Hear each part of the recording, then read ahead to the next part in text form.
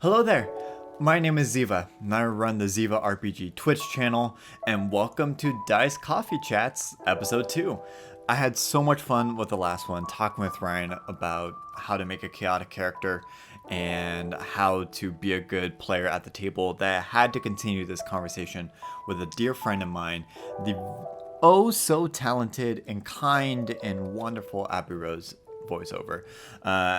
Abby is so delightful. She is the best RP player I've ever goddamn seen. She brings so much life to her characters in such a way that is welcoming, kind, and always puts a smile on my face. She is truly remarkable, and it was so much fun to sit down with her and talk about chaotic characters, safety guidelines, origin stories of D&D, talk about the wonderful collaboration between voiceover work, D&D work, and it was just so much fun to sit down and talk with her. I hope you all enjoy this conversation.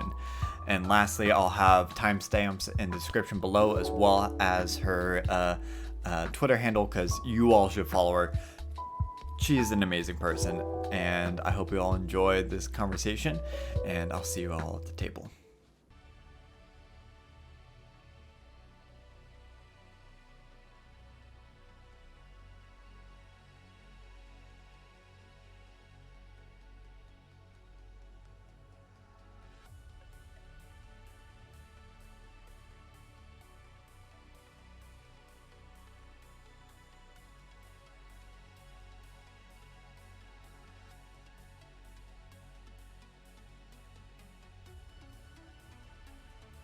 Let's do this. Hello, Abby. And then I think I accidentally muted you, and I didn't have the power to. It's fine. Oh, it's fine. It's fine. We love technology. I've only been using Zoom for about 2 years. How long have you been streaming for? 4 months, something like that. I've also been I've been using Zoom because of colleges and whatnot for about yes. years. I should know that platform by now. Yeah, well, the Backstreet Boys have been on tour. Yep, the reunion tour of the Backstreet Boys really fucked shit up, as they say. Yeah. But hi, how are you? Hi, hello. We were chatting a little bit earlier. We were talking about praying mantises and work and all that fun stuff. But otherwise, how are you doing? What's new? What's fun? What's exciting? I'm alive, friend. New, exciting, and the praying. I'll be honest. The praying mantis is probably one of the most exciting things to be happening to me in my life. I mean, when you start off a call just being like, "Yeah, so my praying mantis almost died." That is, yeah, that's exciting. Hello. Yeah, no, and that was the thing. We were like, no, I haven't named it yet, so I'm still open to suggestions. The top ones are like Quinzel, Talim, or Pyrrha. Both of those latter two are from Soul Calibur 2, or not specifically 2. Talim is in Soul Calibur 2. Pyrrha is in like 5, I think. Hell yes. Those are all fantastic and nerdy names. Also, Zach Dash, thank you so much for the subscription. Let's fucking go. I'm so excited. Also, too, while we were off stream, fucking Cow subbed as well. The fuck, Cow Mister. I appreciate you being here. So happy that you're here. But yes, Michael Mantis is a great name. I was gonna say, for context of your audience, it's it's still a little young to tell the gender, but I think it's a female, orchid mantis. So if that influences everyone. Hi, Alio. I can't say your username. Welcome on in, my friend. He knows. Mm-hmm. Also, cheers. It's fine. Cheers. What are you drinking?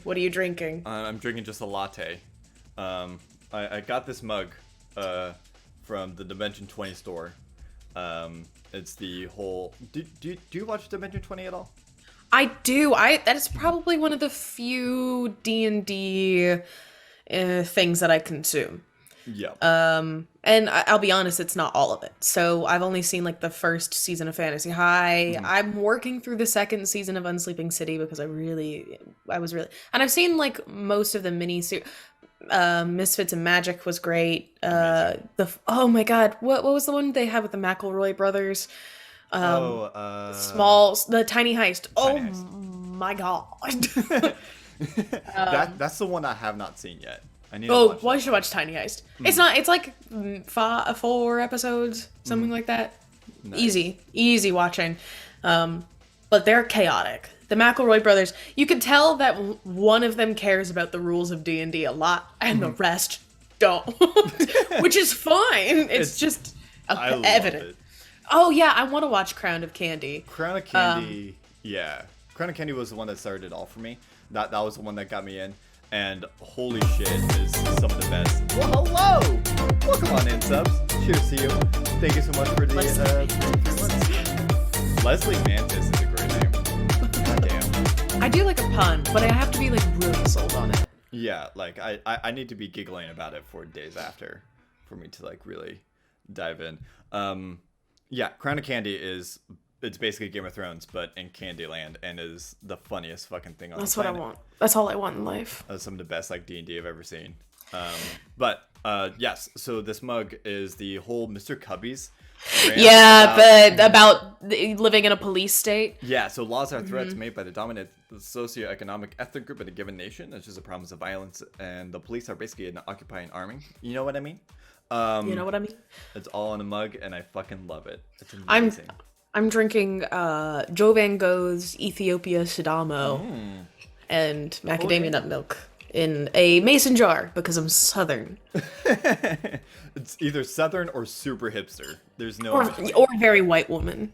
I feel like, which I don't know if I don't know how much of like my influence of how white people be is influenced by being raised in the southeastern United States.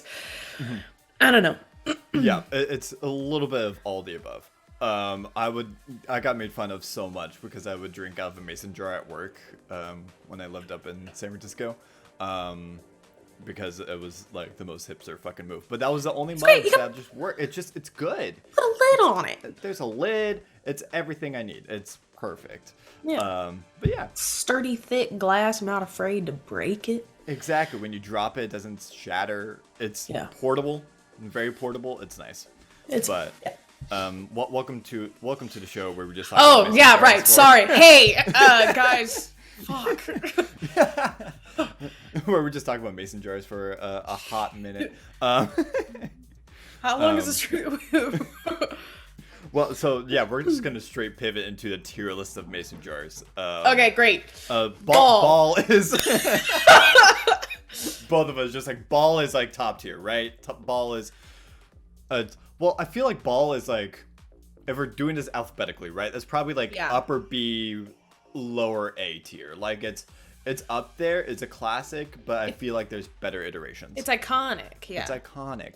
Ball is life, as Coffee Mom suggests, which as someone that is big into basketball, funny as hell.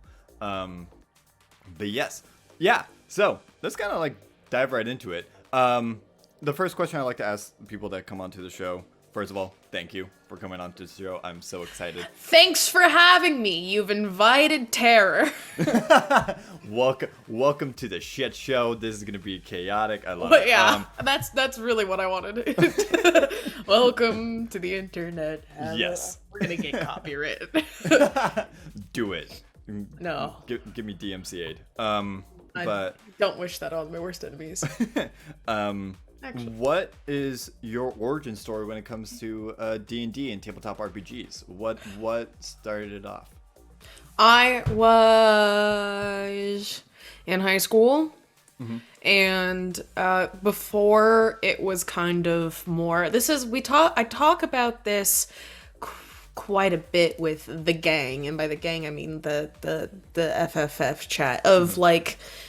And by that I mean specifically T and Ryan and stuff like that. Where it's so interesting and weird to see the shift in gaming culture. And it's great. It's a great shift because I see more women in gaming and people who weren't recognized before in gaming, which is great. Love seeing people of color and trans people and just it's gotten a lot better. But the reason why I bring this up in regards to the story is I was like the only femme person in a group of like all cis men in high school who was like a part of like the gaming group culture. I wasn't the only one, but there was few and far between. And I was friends with these guys, and one of them had approached me and was like, "Hey, we want you to play D&D with us." And I said, Dungeons and Dragons. And they said, Dungeons yes. and Dragons. Cool. I was like, what do I need and how do I do it? And they said, Sean will walk you through it. So that's I don't know, I don't think people use this term anymore, but the term that used to be used for somebody who taught you how to play Dungeons and Dragons or taught you how to be a DM was a dungeon daddy. I don't think that is a commonly used term anymore. Probably not, but I love it. So Sean was that person for me. And it was about 10 years ago that I started. So we were playing 3.5. I learned on 3.5. 4E came out not long after I started. We tried 4E and hated it, kept playing 3.5. So that's pretty much, and it was really like, Roll20 was still a thing then. Like 10 years ago. That shit's older than I thought. Interesting. Yeah, and we would get on like Skype call and like, actually we might have used the feature on Roll20 where you could like have your voice go through. And I didn't even have like a proper character sheet. I had, and I still have it somewhere. I have a legal pad sheet of paper that had all my stats on it and my skills. And I played a high elf cleric named Astriel Volharin, who I include in most of my games now because playing a cleric is always, we love it. And that was pretty much it. Like, it started there, and then I played that through high school. I don't think I played D&D like for maybe like the last part of high school, just because I was so focused on doing like getting into college and stuff. And then when I got into college, found a regular group, started playing consistently, found another regular group, started playing consistently.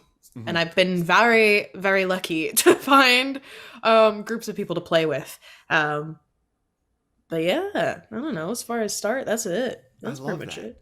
It's always so interesting to me, like hearing about people's origin stories, because like, you know, I am relatively new to the D&D and tabletop RPG scene, because like I was just bored during the pandemic and I just watched Critical Role, and the same thing. I'm pretty sure like I had someone make a character sheet for me and we just like talked it through. Like we just like, especially when it's so like, people ask me like, I have friends that really want to get into D&D and they're like, hey, like I would love to sit down and like start playing D&D. And you can just like get a random character sheet and just go into it. At the same time, part of me is like, all right, we're going to have to spend 4 hours making your character and explaining all this stuff, because it's a lot. It is a lot to get into D&D. And so yeah, my dungeon daddy, their name was Mika. And Mika was just fantastic and just like held my hand and talked me through it. That's usually, well, I never DM'd, and I still have never DM'd a long-term campaign, which is like something on my goal. And with the rotating DM campaign that we're trying out now, it'll hopefully be my first like hand experience and DMing like more long-term. But the only DM experience that I had was teaching people how to play D&D. So my one-shots were super basic and stuff like that. We only dealt with like level 1 and level 2. And I would bring people over and I'd be like, listen, if you want to play, like I was like, you can start with on easy mode and we can just play a fighter. Right. Not that fighters are easy, but if you play just like one of the base subclasses of, and honestly at level 1, you don't have a subclass to deal with. You don't even have to teach that yet. Right. You just go, here's a fighter. What you can do on your turn is swing a sword and hit things, et cetera, et cetera. But usually it would be like, what? And that's how I would usually approach it. I'm like, how do you imagine, if you got in a fight with somebody, what weapon do you have? You know, how do you expect to get out of this situation? And usually that bars like what they want to do. They're like, oh man, I imagine. I'm like, I've got 2 daggers, blah, blah, blah. I'm like, okay, great, we're going to give you a rogue. And like, I want to fight with a bow and arrow. I'm like, great, let's do ranger, you know? Or they're like, I don't know, I want to do magic tricks. I'm like, weird flex, but bard? Like, Yeah. I guess, like, cause I was like, you mean magic, like magic? And they're like, no, I want to like pull a card out of my hat. I'm like, oh, okay, Yeah. bard. That's a bard. The other one's a wizard. But I usually don't recommend. Sorry, this wasn't far from the question. Oh no, this is what the show is all about. Is like just like I love geeking out about this shit, and you're absolutely right. I feel like for me, I started off with a ranger because like I wanted to be Legolas. I just like I think one of the best things, how I was talked through, and I think is one of the great things about D&D, and to just bring people in and like suck them in, is just being like, hey, what character do you love in fiction, and we'll just make that for you, and just kind of like start there. And also I feel like for people, because you were a theater person as well, right? Or yeah, I'm assuming yes. With those eyebrows. Theater came before D&D. Yeah. Same. Well, yeah, because you really just started recently. Yeah, fair, valid. We're doing great, very professional. You're doing. I'm awesome. I'm so proud of you. Thank you. I'm proud of you. Thank you for being here. Thanks. Oh my god, thank you. No, stop. No, keep going. It's one of those things of, it's easier for theater people to pick up role playing because that's what we do on stage is role play. It's just like, it's just taking up a character. But it's hard for people that are just like, hey, I love playing games and I hear this is fun. Not super comfy with the role playing aspect. It's like, okay, got it. Like, what's your favorite video game character? What's your favorite movie character? And we'll just make that, and we'll just act out like a scene just to get you comfortable role playing and going from there. I'll be super honest. I think that's a newer thing too. Like, and I don't know if this was a conversation I had with T, but because T has been in the sport of Dungeons and Dragons for a long time. And in the sport. Yeah. Sorry, I love that meme so much. But we were talking about how, like, because I didn't role play heavy until recently. It was so much, and that's usually the thing. If I was teaching somebody how to play, one, I wouldn't tell them to fuck with magic. I'm like, we're not gonna fuck with magic. Yeah. Don't Sorry, touch you're not. magic for You're a while. not. You're not playing a wizard first. Play a melee class to see if you like the game. Smart. Sorry, playing a wizard is fun, but it's hard to explain spell slots. It's so fucking hard. It's hard. It gets easier, but no, I'll be honest. Like, it's probably the game that I play. I don't know if Leokal is still in the chat, but it was probably our game that we played together, which was a couple years ago, which was the first time it was like role play heavy. It was the first time I ever had a character who was ever in like a romance or any sort of like that situation. Whereas before it played like an RPG video game, like it played like Skyrim. You don't have to act out the things that you're doing or saying, but you can still go, I want to go up to the barkeep and ask them for a drink. And it's like, okay, blah, blah, blah, here's your drink. And you're like, I tell them thank you and I give them gold and everything. You know, but it's also, you know, stylistically a way of playing. And I love the role play aspect because, of course, like theater kids, the way that, you know, and I think the community at large has gotten kind of used to that style because of Critical Role and Dimension 20 and stuff like that. I think it's personally super fun, but you can play D&D from a third person perspective. Yeah. You know, that's a totally valid way to RP, is like, my character does this and my character does this, and you never do anything in the first person. And I think that's a great way to dissociate the role play aspect for somebody who's uncomfortable with it. Yeah. You just go, oh, I'm just moving a character around like I'm in a video game. Right, that's really good insight. And you bring up that good point, too, of, like, I feel, especially because of, like, Critical Role, Dimension 20, Adventure Zone, the amount of podcasts that are out there, like, it is much more about the roleplay aspects than the RPG aspects nowadays. Well, like, yeah, if that's a way to phrase it. like it's different, like it's definitely like, you know, it's a show, it's like a game, or it's a show rather than a game, if that makes sense, like Yeah. to some people. um yeah.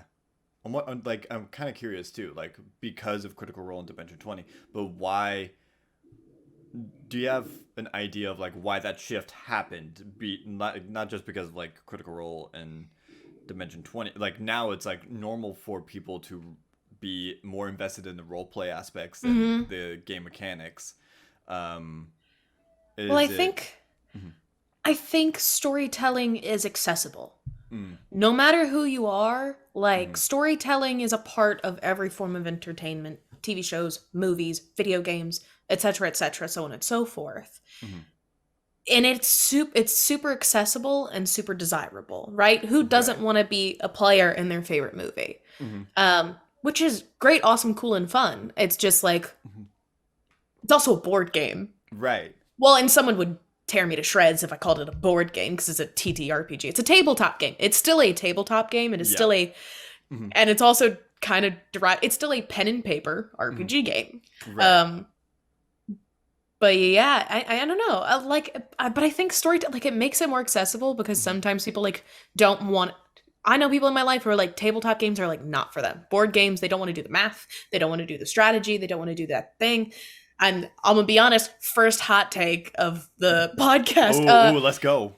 I'm kind of pro's rules lawyer. Mm, mm. Uh, as That's a long as hot take. it is a hot, but as long as they're to the benefit of the table, Yeah. Mhm. where it's like, hey, you forgot that you have a bonus action, or like, you know that if you do this Oh, in yeah. this order, it might actually fit you better. Blah blah blah. Min maxing, I don't get super much. I mean, I do, but like, Mhm.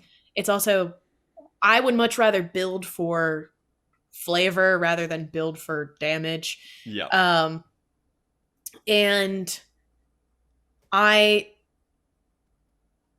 oh my god, I like my brain just went to No static. worries. Like to relatable. What? To add on to what you were saying, like I completely agree with that. Of like rules lawyering, I could speak. It's great. Uh, and to the benefit of the table, I think is awesome. Like I am definitely like speaking of hot takes, I'm definitely one of those PCs that loves to roll max damage on shit. Like Yeah, there's this but I'm who like, doesn't? yeah, exactly. So it's like Who doesn't like to do well, yeah. right? Which is like, I want I that on mean a that shirt. Like who doesn't like who to do doesn't want to well? do well? Yeah, exactly. Like it's definitely like one of those things of whenever I build like a character or something like that. Ooh man, I want to find some strategies. I want to find some broken shit and exploit the fuck out of that. Like Yeah, I am yes. all about that kind of stuff. But at the same time, like I love working with collaborative storytelling. And I think it's Hmm. all about that balance. And I think you bring up that good point of like rules lawyering is okay only if it's for the betterment of the table and Yeah, like it shouldn't yeah. be used to bring each other down. Yeah. Mhm. Rules lawyering should never be used to bring it down, but it too the thing is as much as they are not always great, Mhm. a lot of the rules are put into place to make sure that the game works. Yeah. Because it's Mhm. still a game. Yeah. And as much as they're like, fuck this because it doesn't make sense or whatever. And I'm Right. like, no, the reason that you can't cast two leveled spells at once is because it breaks eventually. Yeah. Mhm. And it's fine where it's like, we're at a table, it's like, can I, like, light? I actually don't remember if light is a first level or a cantrip. Whatever. I think it's a cantrip. Well, One second. but like it's one of those things where it's like I want to cast one of these kinds of first level spells along Mhm. with my thing, and it's like yeah, if it's one of the if it's just like a Right. and if you do anything for flavor, I'll probably let it happen. Yeah. You know, Mhm. I want to Like cast chromatic orb, but I'm not trying to destroy anything. I just kind of want to make a ball of fun light, and I'm like, absolutely, you can spend that spell slot. yeah, do it. Have fun with it. Yeah. Yeah. Like I think the rule of cool only goes so far, and also I feel like too, like as a DM as well, I usually go with the rule of cool if it's mostly for Hmm. like flavor purposes. If it's just like to purposely put down like the table or like the table's experience, I feel like is the most important thing. Yeah. So the story that I love to say is I had in my home campaign that I ran, it was playing with people who were playing for the first time, and this cleric, they're in a bar and they're about to do a fight, and he was doing well. Like, he was a cleric. It was a turtle cleric using like claw attacks and like starting to do some spells. But he was like, you know what? I want to do this for flavor. He wanted to cast Flame Strike, which is like a 5th level spell, and he was level 5. And I was just like, you know what? Fuck it. Sure, do it. I think that's hilarious. And like, it just had this giant flame strike happen in the middle of the tavern, and they had to like go through the consequences of that. So like, I think it's okay to bend the rules in terms of like, hey, the party wants to do this in a way that doesn't necessarily break the game, but is just flavorful for that moment. Absolutely. It'd be one of those that would be one of those things, again, consequences, right? Yeah. You want to do that, the next you have to take that spell as soon as you can. Yeah. As soon as you have the ability to, you have to take that spell. Yeah, absolutely. Sorry, like, you have one of your 2 spells picked. Yeah.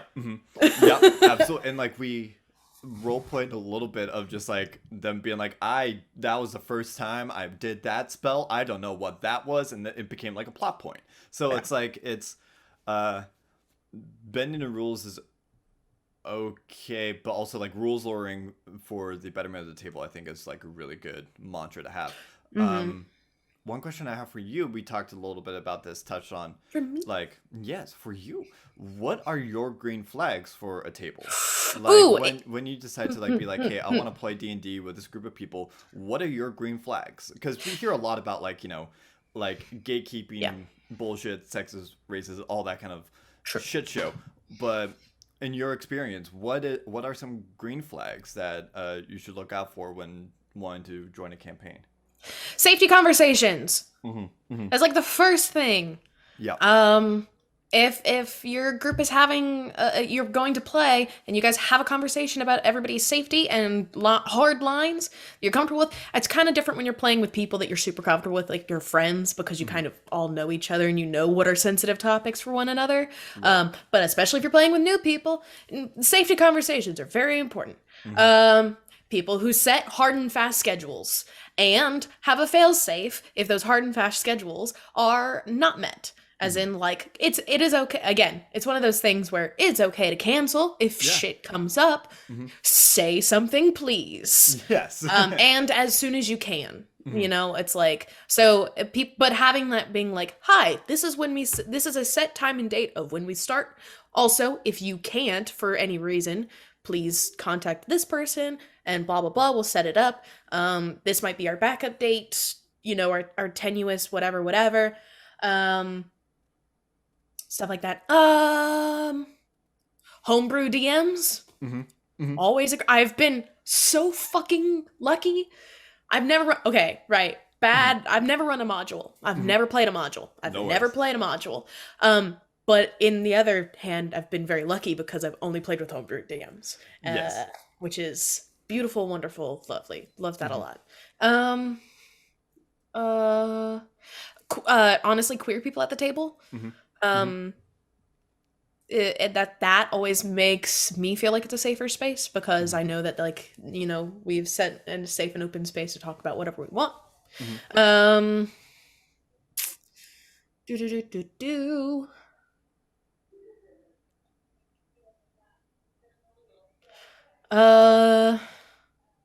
good question. Snacks. Snacks are great. I don't know.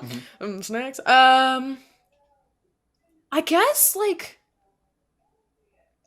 people laughing. Like, if a joke is cracked really early, or somebody has, like, if there's somebody playing a joke character. I really like joke.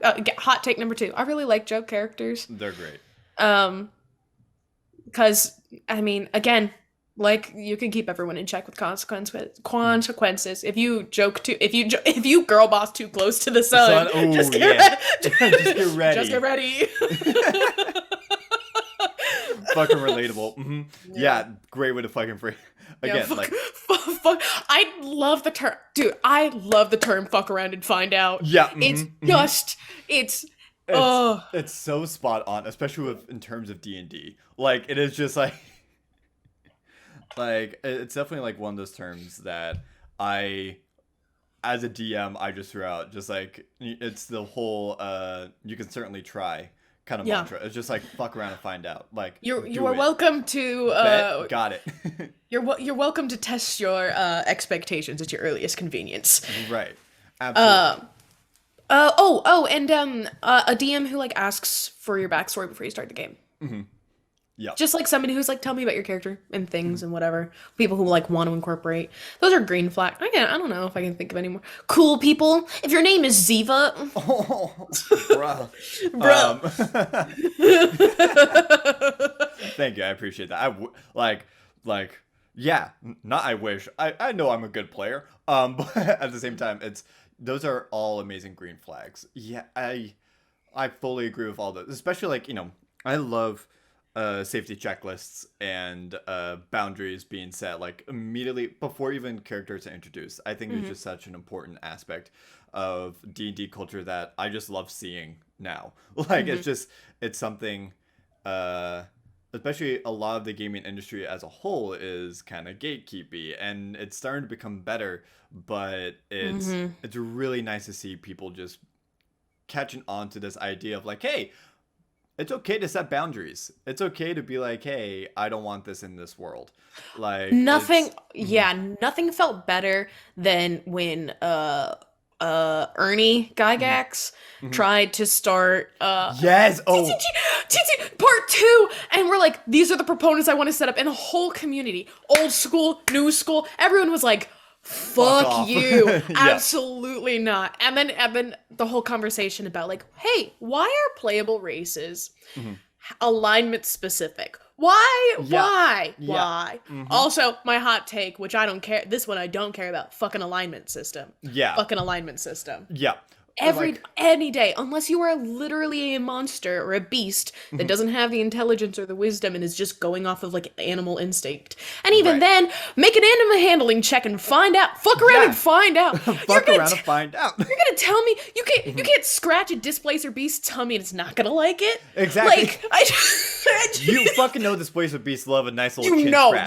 They have to. You have to know that they love a nice little chin They have to love belly rubs. Yes. They just I refuse not to believe it. Yeah, I'm like, yeah, fuck the alignment system. I'm with you on that one. It's definitely like I hate the alignment system when PCs like use it and just hold on to it for dear fucking life. And it's always chaotic players just being like, oh, I'm chaotic evil, I do this. And it's like, no, fuck off. Like that you're just playing for your own benefit, not the benefit of the table. There's a collaborative storytelling event. Alignment system like truly does like more hindrances than good. Like it is. Yeah. It's just bad. And like the whole Ernie Gygax, and like I remember wasn't like Ernie Gygax was talking about the new system they wanted to make, and it was just being like, yeah, I'm just tired of the social justice and like wokeness in the D&D space, and everyone was just like, fuck right off of that. Like, yeah, we do not stand for that shit. And especially too, like talking about just more green flags, like a table that believes with that. Like I love I love a progressive table. I love like coming into a table and just being like, oh yeah, like one of my things that I will always like strive for is that like I don't want racism at any tables that I'm in. Like if racism is built into the world, it doesn't have to be. So in the rotating DMs game, we talked about this a little bit because we were like, okay, what belongs to the table, what doesn't? And we were talking about race. We're like, systematic racism, absolutely not. Bye. Homophobia, we're just not gonna entertain it. Because because where it's rooted in and all this, whatever, it just like doesn't make sense. And then I'm the only femme person in that group, right? And they were like, oh, misogyny. They said misogyny, and I was like, why? And they were like, well, blah blah blah, and all this stuff talking about the oppression. I was like, that's how I know whose ass to kick. Yeah. Right. I'm like, don't. Like, we already have lines drawn for, like, sexual assault and stuff like that. Right. The creepy lines have already been clear. If somebody thinks less of women, I will just indicate them as a bad person, Yeah. right? I need somebody's ass to kick. I'm fine with it, you know? And of Yeah. course, like, I being the person who would be affected by misogyny, both in and out of character, was like, I was like, yeah, it's fine. Y'all can say whatever you want. Just expect that NPC to get punched in the face. Yeah, Or, exactly. yeah, like, I will roll initiative right fucking then and there. It's definitely like it's especially as someone who is a white man in the D&D space. Like yeah. we talk about this a lot too. Of like, I would love to run a progressive like D&D campaign. At the same time, I am a white man, and there's so many white male DMs out there, and I want to give that space to a person of color or women. Or trans people. Just I want to create that space for A other white people. man? No! Tim with the perfectly timed exclamation point, white man. Schmidt. Love it. But White yes. man. White man. No. Yeah. It's true though. But it's definitely one of those things of, I don't want racism in this world. However, if a Nazi was in this world, 10,000%, I would love to just kick the living shit out of them. Well, yeah. Like, it's definitely like, it's really that balance, and it's really up to the PCs to dictate that. And Which is why I think, like, a table that I feel hesitant being at a table that doesn't start with a safety conversation, like at all, right? We don't talk about it with Chaos Coliseum and stuff like that because it is literally just combat. We're not RPing anything. We're not worried about social issues in that moment. But if I'm even like in a one shot, I'm like, hey, I usually will send out like a pre-sheet. I'll be like, hey, this is what to expect. This is the characters to build, blah, blah, blah. If you have any like hard lines about things, I already go like, we're not going to tolerate hate speech, et cetera, et cetera, et cetera. Like the list. And I'm like, if there are any other boundaries or hard lines and you want, like, if it's for the general public to know, it'd be great, but you can DM me. If not, we are still going to have a safety system in place, which we use the red card system, where if something is making you uncomfortable, you throw out a red X or a red card or raise your hand, whatever the system you're using to play D&D with, the conversation stops. Yeah. Fade to black. You take a second. We all good. Cool. We're going to come in on the next scene. Yeah. Yeah. That's what I love the red card system a lot, because of that aspect of, like, it gives the players agency. Again, it's a collaborative storytelling narrative. And if a scene's being portrayed that is just like, oh yeah, this is a hard line for me. I don't feel comfortable at this table. I would like for this to stop.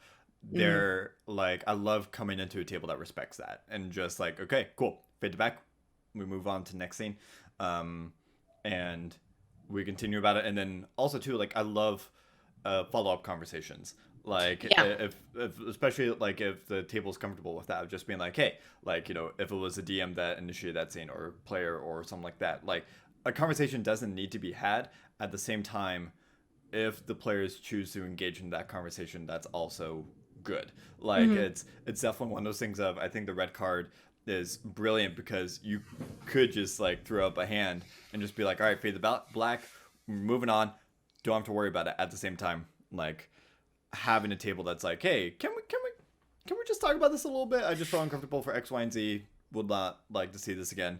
And people just being like, cool, love it. That's what the safety system is for.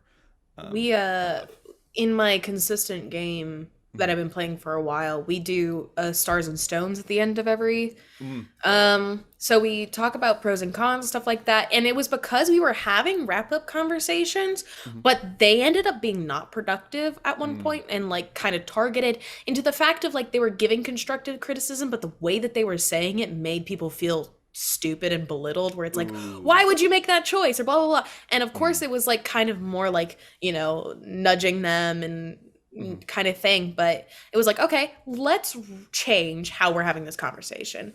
So stars and stones ended up being what we used then, and we might be using it for the rotating DMs, and we tried it on our session 0, and in terms of that, I'm the person who made our stoplight list for that group. Like, nice. I wrote it up and stuff, and I realized that we had hit a yellow in the game, and of course it was kind of iffy, and so we took that time to talk back with the person. Hey, I know this came up in game. How did we feel about how that was approached, et cetera, et cetera, et cetera?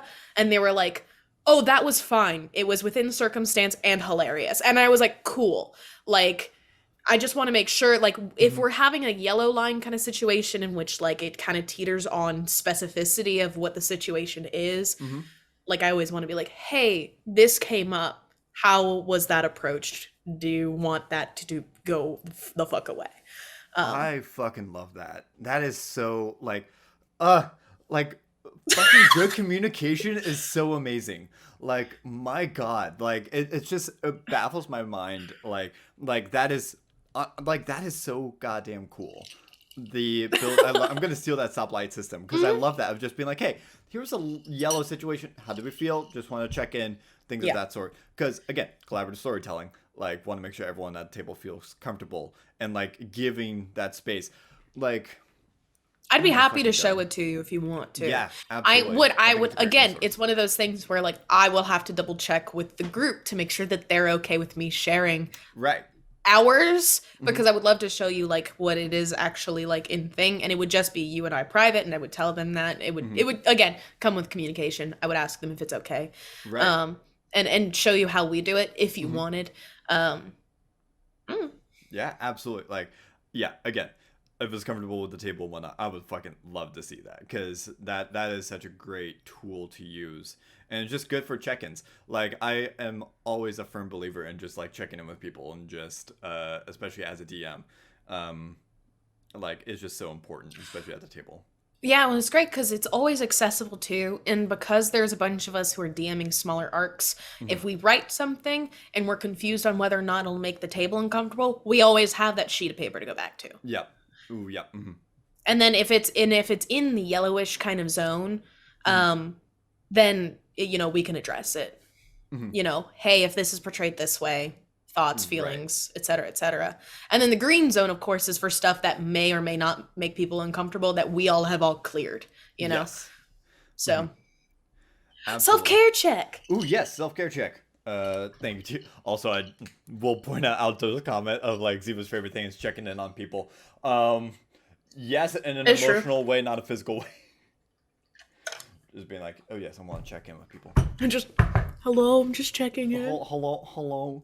I'm just gonna stalk people's Instagram for a hot minute and just see how they're doing. But yeah, God, I fucking love just good like communication is just so important, especially at a D&D table. That kind of leads me into my next question. How is that rotating DM system working?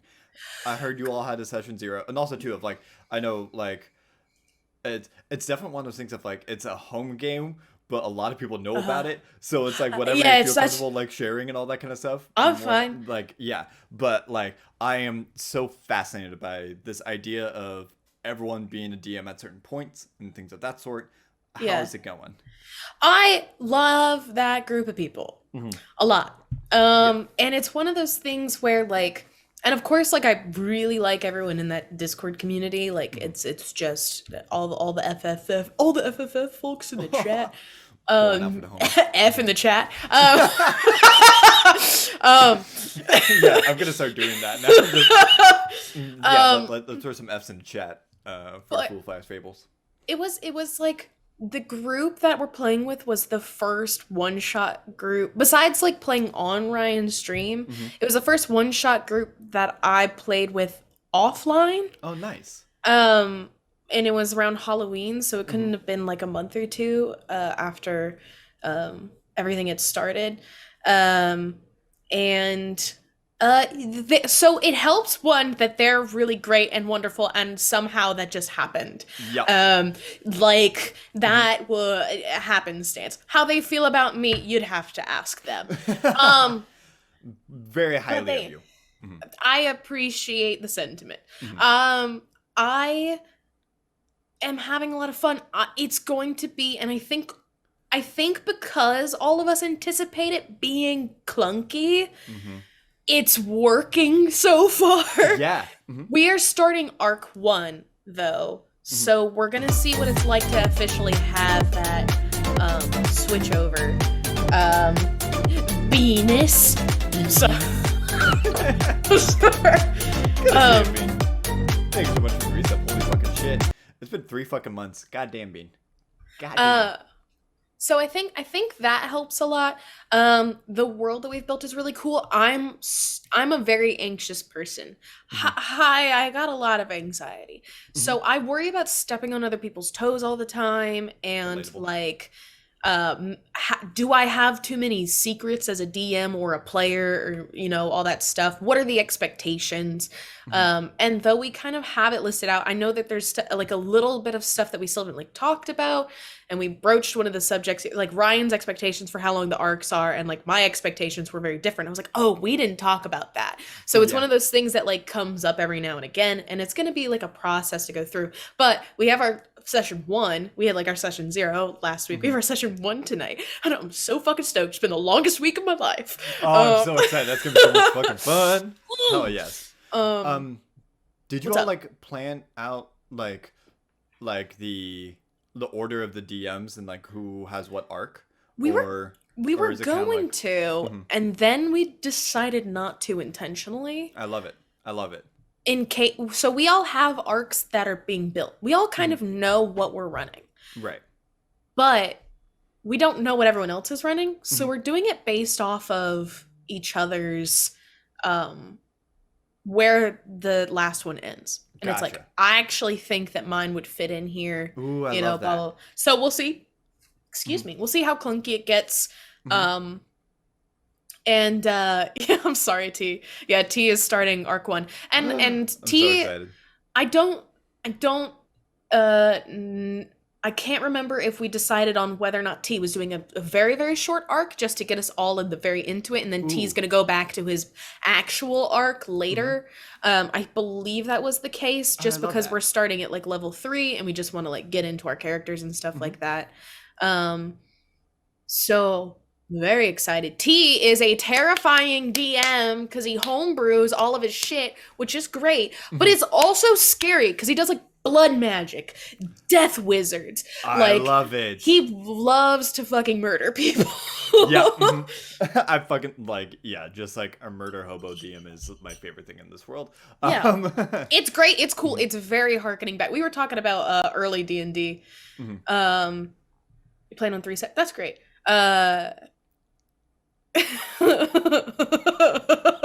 Sorry, I was reading Coffee. I've been scared of y'all listening to T on Ryan's world building stream. Yeah, it's shout. He made a Draco Lich. That's fucking in the amazing. World building. I fucking love that. I can't, like, it's hard not to be terrified of. He built a place called the Plague Vault. The fuck is that? That sounds terrifying. Yeah. My God. Yeah. How are you not terrified of that? We just built these characters too. Ooh, get ready for a TPK in like the first 2 sessions. Oh my God. Oh, hi Skipper. Did someone say blood? You want to talk about talk about friggin' here's another green flag as far as tables go. Skipper, Painless, builds so much it is like almost a war game how much they build their maps and everything. And they'll go, here's everything. Like they'll go, here are all of your documents. Here is your welcome packet. And I'm like, well, shit. It's intimidating as hell. I did not know we're playing war games tonight. Cool, love it. Let me just freshen up. I'll be on, war games. Let me go paint 1,000 minis. Fuck yes. Warhammer. All right, cool. Down. That's just a regular Tuesday evening for me. Other than that, it's going well. Nice. So far, so good. It's good. Yeah. Good crew. I just love the idea of the sessions that I'm part of because of the Full Fire Fables is another rotating DM, and the way that they planned it out, brilliant. Of just like having. We don't even know how it changes, but just like it's kind of like 2 different timelines kind of a deal.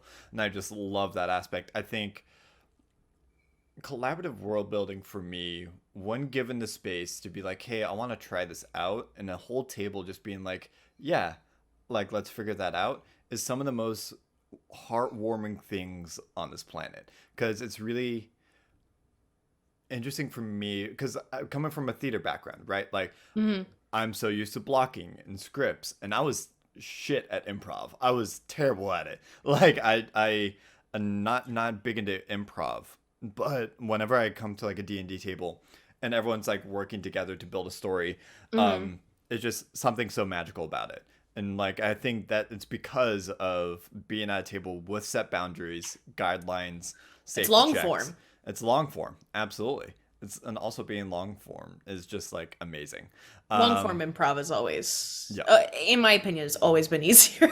yeah, Yeah. absolutely. That kind of switching gears a little bit, going from DMing, talking about green flags at the tables. How do you like to build your characters? Because I'll be honest, Misty is one of the coolest fucking characters I've ever interacted with. An 8-year-old warlock, like, Uh-huh. is the most insidious yet funny, creative things I've ever seen at a table, and like it really like immediately set the tone because I was coming in to a table with a bunch of new people Yeah. that I knew, but like this was my first time playing a sorcerer, playing a little bit more of a chaotic character. I didn't really know how to play it, and just seeing you and Ryan play like such wholesome yet chaotic characters. It's Yeah. my favorite thing on this planet. So how do you like to build your characters? I backstory first. Hmm. Which like it's funny because I love the meme of where Hmm. it's like, oh, do you start with class or race first? And like, backstory. I'm like, Yeah. what? I'm like, noble outlander. Like it was Yeah. like, you see that backstory tab? I pay a lot of attention to that. Oh, Oh, I love that. going back to a little bit because it's relative. Hmm.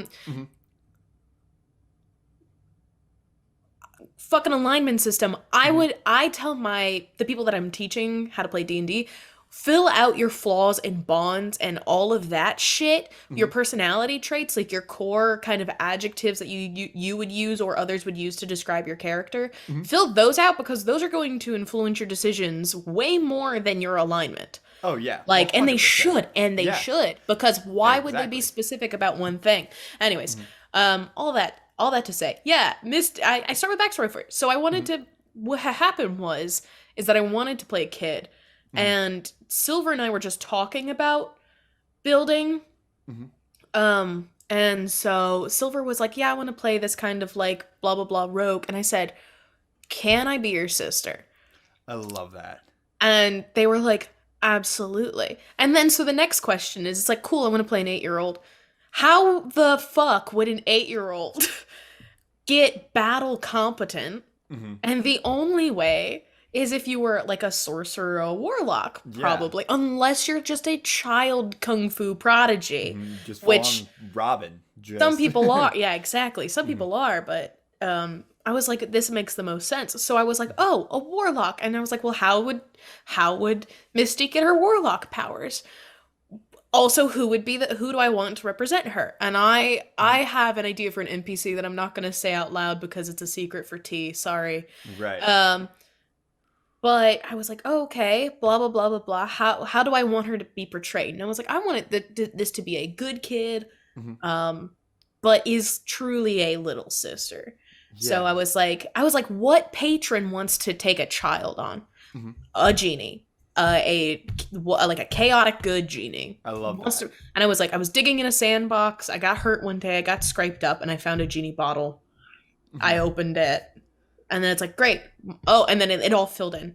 I Hmm. had talisman. My talisman was the cork of the genie bottle, and Amazing. like all this stuff, just like amulets and what have you. And then go back. Hmm. Silver and I were like, well, we're sisters, so what race do we want to play? Blah blah blah. We ended up playing variant humans, and then Hmm. yeah, so they all kind of, I build characters like that. I go with Yeah. concept, and then I fill in the gaps I love as that. they need to make sense. Hmm. That's brilliant. Yeah, absolutely. Because I love that kind of like. I don't think I've ever really thought about like starting off with background first of just like coming up with that concept, that archetype, whatever it may be, and then working backward. It's very much like what we were talking about earlier about like I wanted to play Legolas in my first session, So I was like, okay, what is Legolas? And then like one from there. So like, yeah, I think that's absolutely brilliant. Like Misty as a character is just so wholesome and good. I would love to play in a campaign with Misty just all the time. She's Santa's mom. Yeah, exactly. Santa's mom. The whole Santa Claus twist at the end she's Santa's mom. She is Santa's mom. Yeah. Lyra being like, don't fucking tell her. Do not tell her we just killed Santa. Do not tell her we just killed Santa. I don't know if I don't disturbance. Are you here? Was the coat supposed to be the Tim Allen, the Santa Claus coat, or did that just happen because you said now it is? I have to know because I wasn't sure about. Like that was probably the most like lovely yes and moment like I've ever seen at a table. Like it was just being. I feel like Greg was just like, you know what, like sure, why not? And just kind of ran with it. I think, yeah, when you play like a character like that, do you, okay, I know we say fuck the alignment system, but like, how do you define a chaotic character? How do you define that kind of joke character? If I'm playing it, it's probably chaotic. No, that's more of a tell of me as a person, I think. Usually it's, what do they care about? Right? So Misty's a child and really only cares about being a kid. Like, she cared about her little squishy and oh my god, I have a little dragon squishy and you're a big dragon. And she cares about, oh, this is my sister and she's babysitting. And I care about the things right in front of my face. Object permanence, right. Yeah, exactly. Like, I'm a child. I care about toys and doing good in school. Right. And being nice, because sharing is caring. And that's what mom and dad taught me. And blah, blah, blah. And I gotta brush my teeth before I go to bed, because that's what I'm taught. Right. But, like, you know, things like, if I do play, like, a more mysterious or aligned character, I played a Thrycrin Echo Knight fighter College of Whispers bard. Oh shit. It was the creepiest thing in the world. And really, I love that. Well, and that one was like, I built class first because I wanted to be as creepy as possible. And it is creepy because I was playing a bug person who essentially could go in different places and switch places and then like fight and then whisper in your ears and stuff like that and be super creepy. And the things that, since it was a one shot and the aim of the one shot was to seek a reward, I built someone who was self-centered, right? Gotcha. So somebody who was invested in their own interests and the things, right? And he was like, oh, your mission is to go get this person who was sent to go do this. And I'm like, oh, I know. I'm going to extort this offer. Yeah. And that's what I knew. I was like, oh, I want the thing that guy was seeking out. I'm going to extort this man for the prize that he was searching after. Right. We didn't end up getting that far, but knowing that in the back of my mind influenced my choices. Right. So that's how I would play an evil character, but really, like, a lot of things that are defined as, like, evil are just, like, built into self-effort. And Painless is here, and I don't think anyone else from that game is, but I'm going to be playing a Circle of Spores druid. Nice. Who is going to be creeping into lichdom. Ooh, I love that. And for the want of like medical rehabilitation, using the research of different mushrooms and spores on like psychiatric mentality to then, but it's like, hey, do you know what fungus needs to survive? Death. Yeah. They're decomposers. So it's one of those things where in the search of having like reclamation for all of like nature reclaiming and like being able to fix and heal people have to die. Things have to die. That. So I don't know how it's going, but yeah. Oh man, I fucking love that. And I think you touched on a good topic. When you play like an evil character and like, you know, evil-ish PC, that evil-ish, like, you know, we use air quotes because that's my next question. How do you balance that aspect of like, hey, my character has something very self-serving. They have a mission, they have a goal. that they want to do. At the same time, I want to be a collaborative storyteller with all these people at the table. What, like, do you... Is that something that you kind of talk about beforehand, before the session, of just being like, hey, I want to play a character that's a little bit more self-serving. They have a goal in mind. How do you, like, how do you balance that? Or is it just based on kind of like, you know, I played a character, the Shadow Sorcerer, that was very self-serving. But I felt like I am one of those people that I can't play an evilish character. I could play, you know, I could go fucking full on Thenardier in Master of the House. Les Mis, like very cheeky self-serving, evil. cheeky evil dude. But tell me to play the same character in D&D, I could never do that. I would be so fucking self-conscious that I'm going to step on someone's toes or put someone down at the table for my own purpose. Like, how do you balance that? I mean, I think a lot of it has to come with like long-term goals and like why, and this is like good player etiquette, I think, and something that I was not super conscious of, I think, years ago, but you have to have a reason to be with the group. Yeah. So whatever self-serving purpose you have, or like you need the group as some sort of means to an end. Because if you're self-serving, or like if you're a narcissist, usually like you keep the people in your life, or a sociopath, you keep the people in your life because they are serving a purpose. So you have to answer that question. And if you can't, then you have to adjust your goal. Yeah. So I like that. And I had like I had a character that I didn't get to play super far through, but who was only with the group of the adventurers that they were with because they wanted to become part of the inner circle of the gods. They knew that like this party is doing god work and they have some sort of connection to them. Yeah. I'm going to use them to get closer. Ooh, I want to be in the inner circle, blah, blah, blah. And it was really just a clout chase. That was all they were doing, was chasing clout. And they said... influencer, just... And they said, I'm going to join this group because they are currently the clout that I need to get the clout that I want. Interesting. Holy shit, I like that.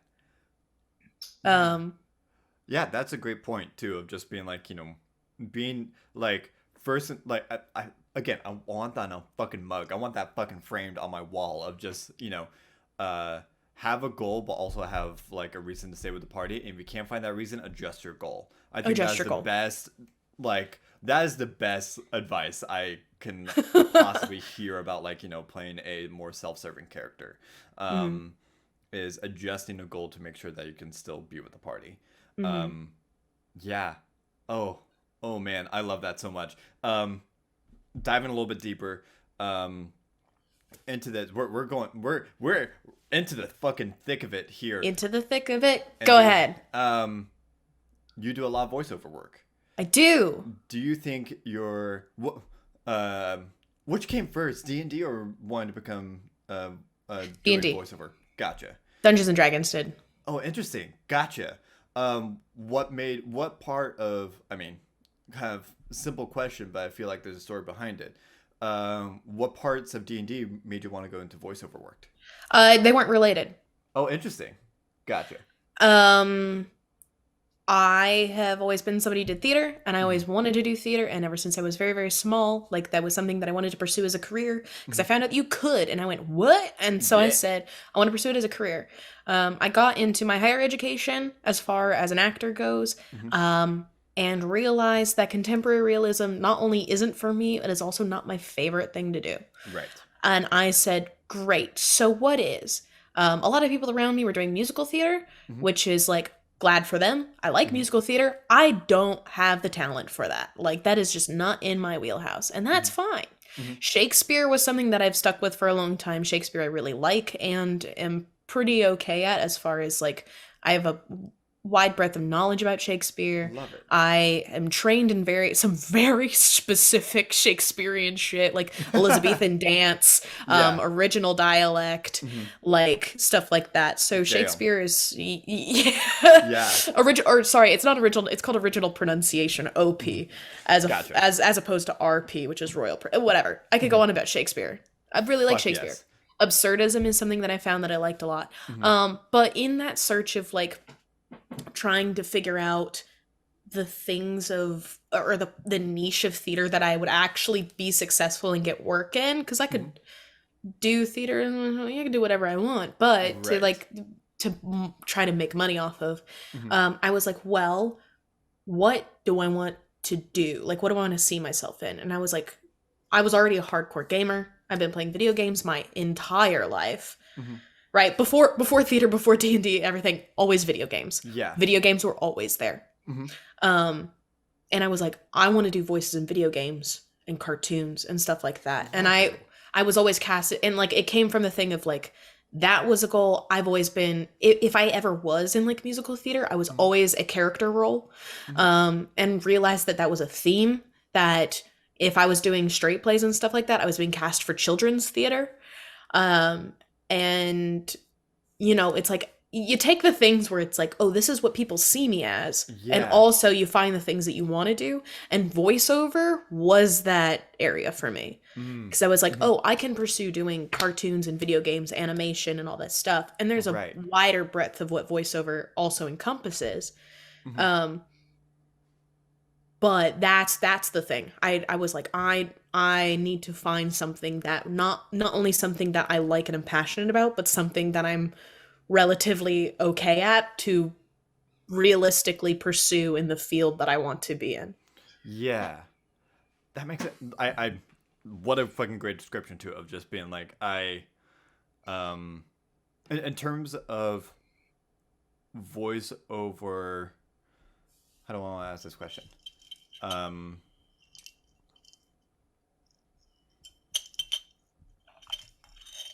How was that realization for you of like I was a theater kid, and like I loved musical theaters, but I knew I did not want to pursue it in college and things of that sort. It was just something that I was relatively good at, but I was just like but that switch from like, hey, I'm working right now and oh, I want to do a D&D stream.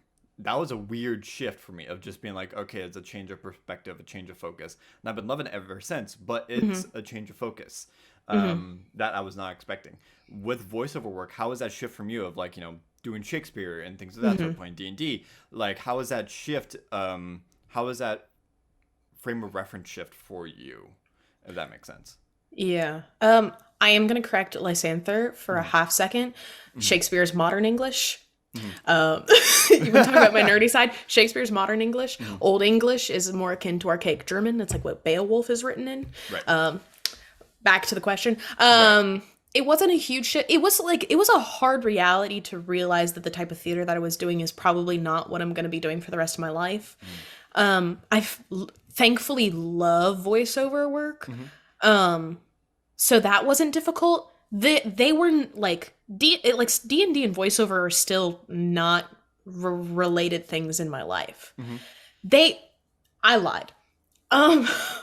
They have come to be only because like there are a certain, like the people who I worked with in voiceover also just happen to be nerds.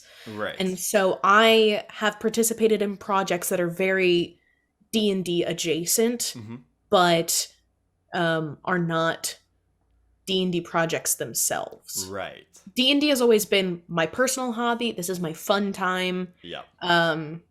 All this stuff. And they've always coexisted, right? Yeah. I don't know how else to answer that question. It wasn't really a hard shift.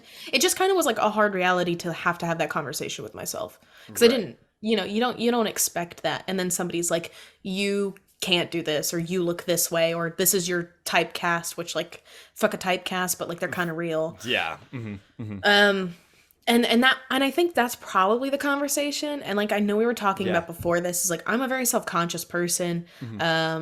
Not that I can't take criticism, but like, as far as like my anxieties and like worrying about that kind of stuff, it's hard when some people are like, you need to figure out your typecast. And then when you're faced with that and you're like, I don't think that I can. And then you're like, oh God, reality is getting a little bit difficult. So it was nice. It was relieving to find something to try it out. And then I found success pretty quickly, which like no one expected. I don't know if I would say no one, but I didn't. And so I was like, okay, great. I can do this because I'm getting booked. Hell yeah.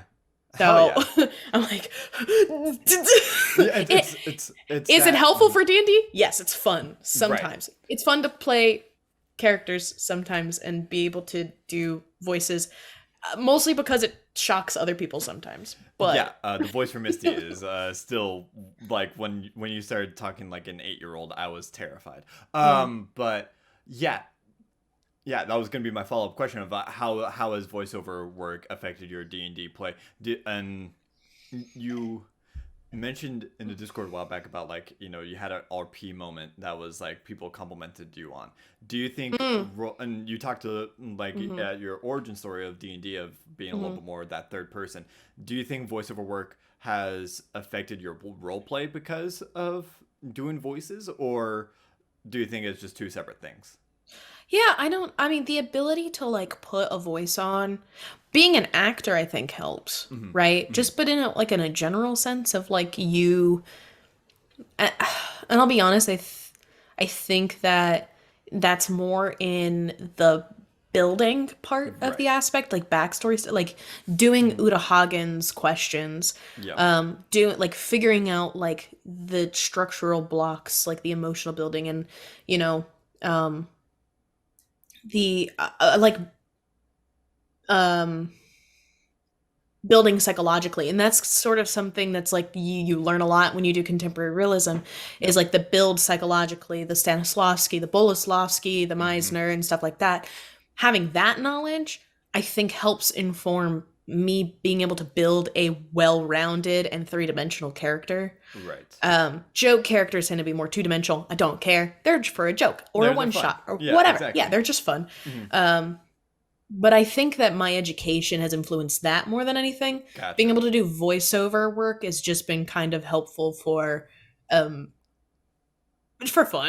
Yeah. I'm dead ass. Like, it's just fun. 100%. It's just fun. Just throw random voices here and there. Like, yeah, as someone who is shitty with accents and voices, like, it's so fucking wild to me. Like, people who are good at that. That is, man, like, this has been so much fucking fun. Like, I fucking love talking about this kind of stuff. Let's see. I think we just passed an hour. Ooh. I'm trying to think of. Yeah, like, especially with your experience with voiceover work in D&D, you have like watching you roleplay, and I'll shower you in compliments here for a little bit. Here. I don't need this gas. Well, too bad. I don't too need bad. this gas. I'm gonna hype Ziva! I'm gonna hype you the fuck up. I'm right here, right now. All right. You already so- do it. so- You already do it so regularly. it's very refreshing, especially seeing a D&D space that or being in a field that is notorious for being gatekeeping and being very to be frank, racist, sexist, ableist, Yep. transphobic, all that kind of shit. It's really refreshing to be in a community and talk with people like you to like remind myself, oh yeah, we can make this a progressive space. We can make this a welcoming, wholesome, inclusive space. And it's just so nice. Like, I think about the Fool's Fires Fables a lot, and just being like, how the fuck did this come about? Happen. Like, how the fuck it's like one person made a TikTok and just like 100 people joined the Discord like that, and we're all like, okay, we are cool with each other. Like, we are all on the same page. And I think it's because of all the work that we've done on our own time of making sure that we, safeguards and checklists and things of that sort. Those don't just happen. It's people fighting for those things, and it became normal, like a normal aspect of D&D because of that. That 100 people can join a Discord randomly and just be like, yeah, like we all agree to this. No one's had to get bonked. Yeah, no one's got to get bonked. A couple people have left, but because they're inactive and stuff like that. But Right. Yeah, and it's like, yeah, it's just so refreshing to see that. Yeah, it's honestly insane. Genuinely disturbing. I'm just kidding. It freaks me out. It keeps me awake at night. Yeah. It's The problem is we've also gotten so comfortable that I will say one thing and sometimes I won't live it down. yeah, I will 100%. never live down Dr. Freeze, I feel like. No, Dr. Freeze is gonna be a staple. I'm gonna get merch made of Dr. Freeze.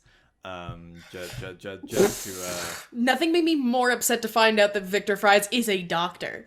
yeah, and he's called Mr. Freeze. Has He has a doctorate.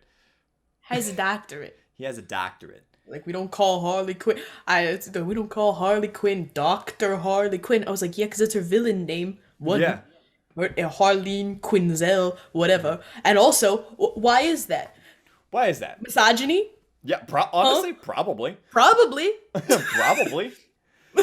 And like, if you really wanted to make a villain, you would name him Dr. Freeze.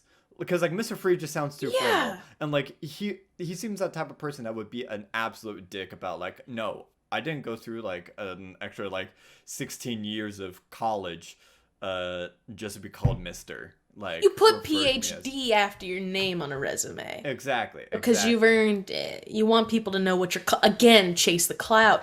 We have done an all villains one shot before. Yeah, we did an Oops All Villains once. That was fun. And I just played... I played a character who was only evil because they were chaotic. Right. Mm-hmm. So again, serving their own needs and their own purposes, no matter what those needs are. Right.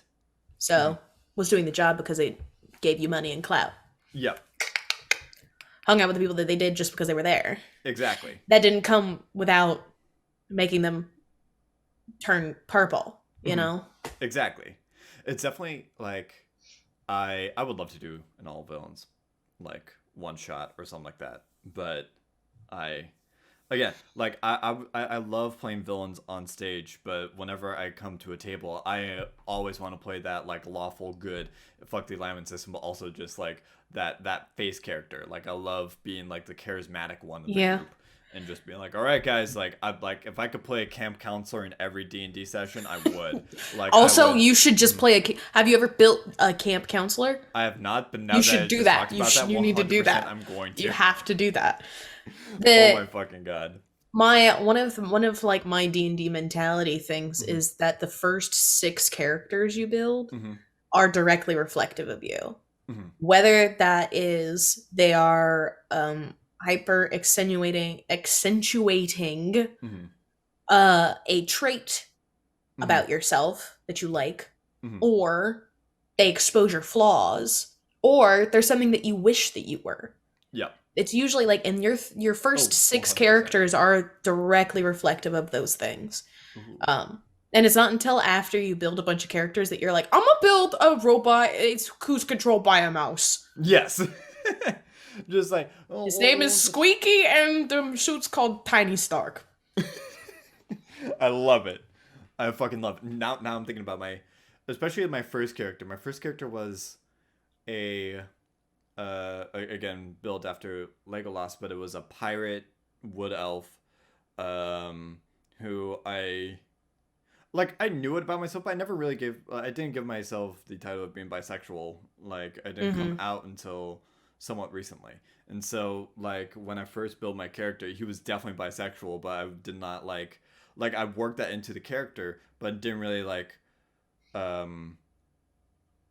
it was reflective of me, but I was just like, I'm gonna play a bisexual character because I'm not ready to come out yet. It was like that kind of a deal. Where there's a stereotype where it's like if you're somebody who's struggling with gender identity, you always play a changeling. Oh yeah, 100%. It's like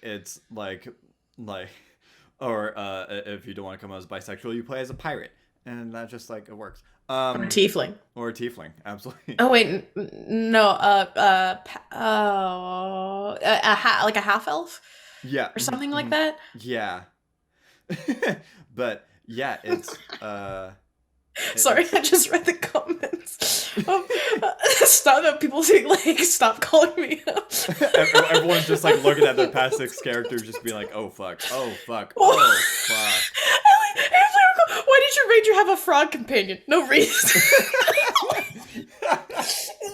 Don't worry about it. Don't worry about it. Don't worry about it. We're not gonna talk about it. We're not gonna talk about it. God. Oh my god. The stereotypes of D&D are very funny and also partially true. I think they're truer to the D&D Renaissance, the new age of D&D stuff, but absolutely, especially too. You know the one? It's like ankle over knee, right? Mm-hmm. And then it's like, elbows. Oh. Yeah. Mm-hmm. No reason. No reason. Yeah. Don't worry about it. Don't worry about it. Oh my god. Don't ask about it. Yeah, it's definitely like it's part of that collaborative world or storytelling experience of like you want to tell stories at the table that you want to forget about your troubles. You want to come to the table and tell a story that you want to tell, and a lot of the stories, especially I think for the LGBT community, especially of like you know, like they don't feel comfortable, especially like I didn't feel comfortable really to talk about that kind of stuff or be in that kind of lifestyle until I started playing at a table, and I was just like, oh, this is cool. And it was weird too because I was part of like a very like progressive community. It just like it just happens. But yeah. I think on that note we should call it there. I think that's just a very wholesome note. No, don't be fucking sorry. What are you talking about? Oh, last question. What's your go-to coffee order? Since we're at a coffee shop right now. like a few shots of espresso on ice. Ooh. Okay, I feel like every barista has that same order because I'm the exact same way. Yeah. Of like I would when I worked at a coffee shop, it was like a sandwich place and like coffee shop. We had beers on tap. It was a whole kit and caboodle. And right between the breakfast lunch and the lunch rush, I would look at my coworkers and go, "It's time." And we would all pour shots of espresso over ice and just like take it as like, and we would down it together as kind of a ritual. We used to do undertows on the reg whenever we did opening shifts, and like honestly, like I came into the store that I'm at now, the shop that I'm at now, and made undertows. They never had one before. Yeah, and I was like, undertows are damn good. You're missing out. They're like, how do you do it? And like they'll be like, and said, that's good. I'm like, no, all in one, down it. You have to. This is fast espresso. An undertow is it's usually like sweetened cold milk, and then you layer hot shots of espresso on top. So typically I'll do like just like vanilla and like whole milk or something like that. I don't fuck with milk like that anymore. And then you take like the back of a spoon in the way like you would layer a drink at a bar. And you layer the hot espresso on top, and you literally drink it all at once. It burns your mouth at the very start, and then it gets super cold and super sweet. So it's like hot and bitter, and then it just changes as you go. And it's good, and it's so easy, and you've forgotten that you've burned your tongue by the end of it. Like, undertows are damn good. I was always, when I did opening shifts I used to work at Starbucks back in the day, I would just chug Trenta cold brews. I would just, like, down them. I would drink at least one or two just to get myself to feel something. Working at a variety of different shops in my life has made me pretentious. Oh yeah, 100%. So I'm very picky. Again, I will drink just straight espresso on ice unless the coffee is shit. Yeah. Then it's like it really depends on the place. Like the Ethiopia Sidamo by Joe Van Gogh is really great, and my old shop used to carry it. The only reason I put macadamia nut milk in it was because I knew we were going to be talking a lot, and fun voiceover stuff. Nut milks and stuff like that have like healthy fats in the same way that like salmon and avocado and shit like that does, so it won't damage your vocal cords or cause that like mucusy buildup in the same way that dairy or meat does. Ooh, good to know.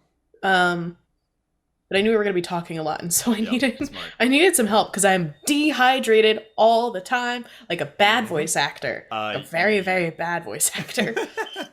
Fucking relatable though, like absolutely. Like I'm always dehydrated. I wake up in the middle of the night just being like, okay, I need to chug water. I forgot to do that today. Got to set a reminder on my phone just to make sure that I hydrate. Maybe that should be my next D&D character. Maybe I should explore that trauma a little bit and just be like... Oh, dehydrated? Play a water genasi. But dehydrated? Well, just your need for water to be around you at all time. Ooh, yeah. Overcompensating is what I'm saying. Overcompensate. I like it. Also, water genasis are fun. That's true. I've never played a Genasi before. I'm gonna talk about. I feel like I was just trying to think of stereotypes with Genasi. Mm-hmm. I was like, I feel like Genasi are representative of the Arrow Ace community. Yeah. Mm-hmm. I can see that. It's definitely Yeah. for me. I've always. Oh, Um, sorry. I read a comment and said what I had said at the same time, and then yeah, just like immediately called out. I'm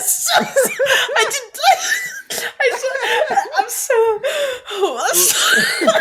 You're on a fucking roll today. Oh my god. Everybody tell me what your first character was, and I will assume things about you. Jesus Christ. New game. Oh my god, this is gonna be chaotic so fast. I do. I should probably answer. So somebody asked a question a lot early in the chat. Do you mind if I answer it before we end? Yeah, do it. So it was like Lysander. I believe. I'm sorry, I don't remember because it's not right in front of me. Had asked what my favorite gig was, and I think talking about D&D and stuff. This was a gig that it doesn't exist on the internet anymore, but it was one of my favorites because it was like long form improv, and it was insane that we were able to record it all separately, and it ended up as good as it was. It was called Crunchy Dragon Treats. Amazing. In which I played. It was the most D&D ass shit. It was just satire, the entire thing. So it's not brilliant production quality. It's not like, whatever. But I loved the people who were in that cast. The farther the episodes went along, the better we got because we would listen to it back. It was genuinely one of the few projects that I would like actively listen to for my own enjoyment, rather than just like, yeah, I did. I know. But I remembered it. Yeah. So I wanted to answer the question because I didn't want you to think I just forgot.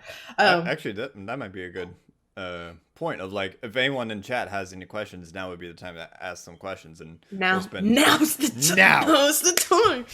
You got 5 seconds. I didn't realize that people actually put in. This is. I don't want to read you guys to filth. It's like, oh god. It's not. That project has been taken down. The production company that produced it went away. They ended up becoming publishing instead of doing audiobooks, actual books. So any tips for a panicking DM? Alto, I always like to say just open communication. Like, I am one of those people that as a DM, like, I will tell my players like, hey, I'm kind of panicking for the session, or like, I'm super stressed out about this right now. Mind if we talk things through, or just be like, hey, I have a one shot prepared. I would love to just like vibe and just like not worry about it. I think mental health is very important, especially as a DM. I know you, we talked about in the past about having like a bigger party and whatnot, of like, for a panicking DM, like mental health always takes precedent more than anything else. Like, taking that time and just being like, hey party, I'm kind of like stressed out right now. I don't know why I did that voice for you. You have a lovely voice. I don't know why I give you that voice, but I think it's always important just to be like, hey, I'm stressing out right now. Well, I think it depends. Like, if it is it genuine panic, because if we're talking about anxiety panic of life, ice packs, yep, sour candy, always good, and water, and get a pet praying mantis. I don't know. I've been very anxious about that praying mantis because I'm so afraid I'm going to kill it.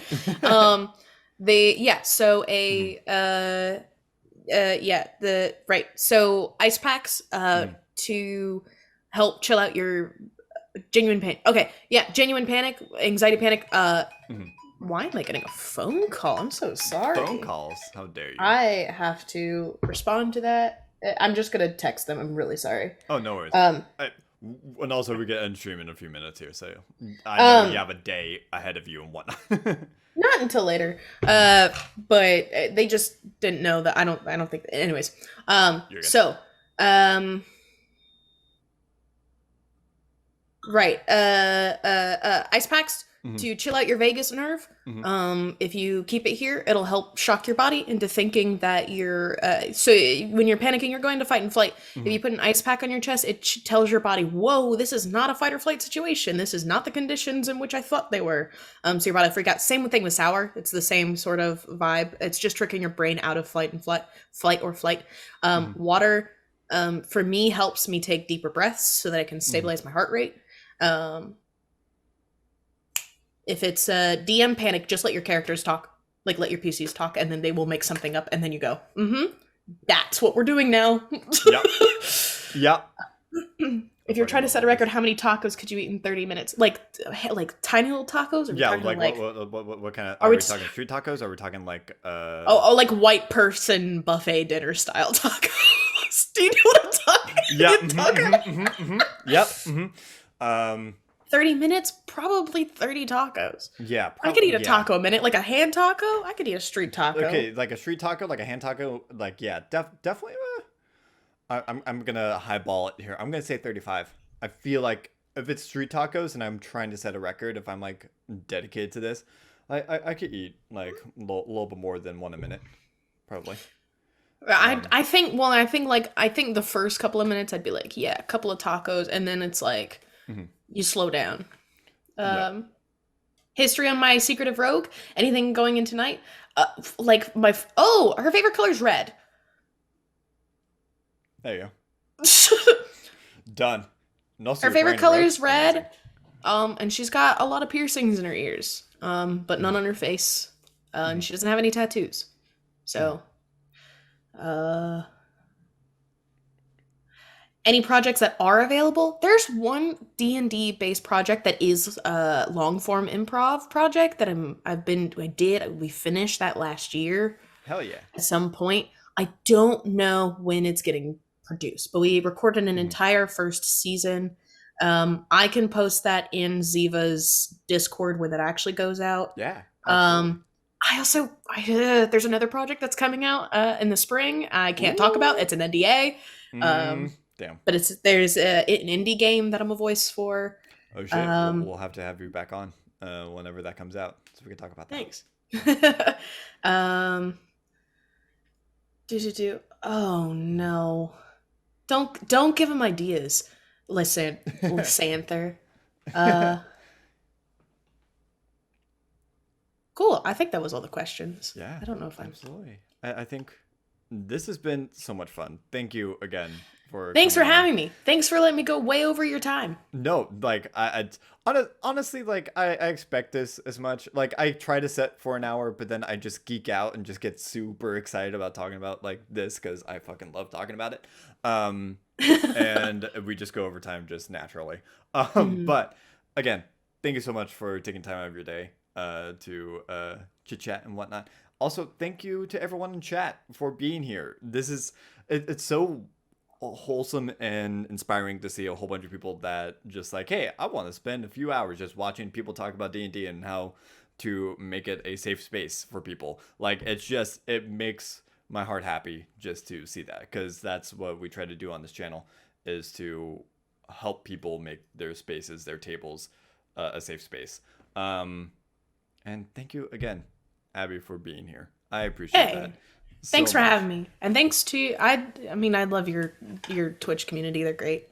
Always. And I know a lot of them are our friends too, but. Oh, absolutely. But. And also some of my homies, like my home homies, like my homies from home. Oh shit. Thanks for stopping by. That's very sweet. We'll pour one out for the homies. All over the mic, all over the just full Dairy Queen.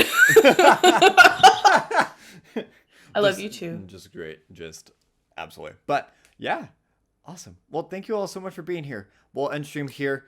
I'll be live at some point, probably Thursday, to play games, do some world building. We don't fucking know. I thought you were saying to play Doom, and I was like, weird flex, but okay. Honestly, I would love to do a Doom stream. Are you kidding me? I fucking love Doom. Down. Do it. Down. Idea set. Love it. But awesome. All right. I love you all so much. Anything to plug? Where can people find you? You can find me pretty much everywhere at AbbyRoseVO. Twitter, typically if I'm posting about voiceover stuff, stuff that I can talk about. A lot of the voiceover work that I do now, like let's say there to kind of go back to it's commercial. So like, as far as where can you do you just watch daytime television in a very specific part of the United States, like, or work at the Vancouver airport? Like it's very like my projects vary, but a lot of them are usually like commercial and stuff like that. So, but for like kind of fun projects or even projects that I do for my own fun rather than for my job, I'll post there. TikTok, but you don't have to follow me on TikTok. I get very self-conscious about my TikTok. I don't know, I'm fucking the same. TikTok is fucking scary. It is terrifying. Oh, everyone's been nice so far, so. Yeah. But also terrifying to just post It's very, stuff daily. It's very terrifying. I But don't post daily. Don't ever expect that from me. You can find me on the internet. I'm around. I'm there, usually lurking. If anyone wants to play Animal Crossing, hit me up. Great Smash Bros. Player, too. Oh, yeah. Also, I'm in the chat. If anyone wants to DM me on Twitch, I'm Red Panda Blue. So if you ever see me in chat as Red Panda Blue, that's me. You feel free to hit me up. I don't care. Well, thank you all so much for being here. Have a good rest of your day. Drink lots of water. Yeah, drink water. Take care of yourself. And I'll see you all around. Bye, everyone. Bye, homies. Over to the post stream. Look at that nice little screen. Beautiful, amazing. 10 Good out of art. 10. Perfect. And bye, everyone.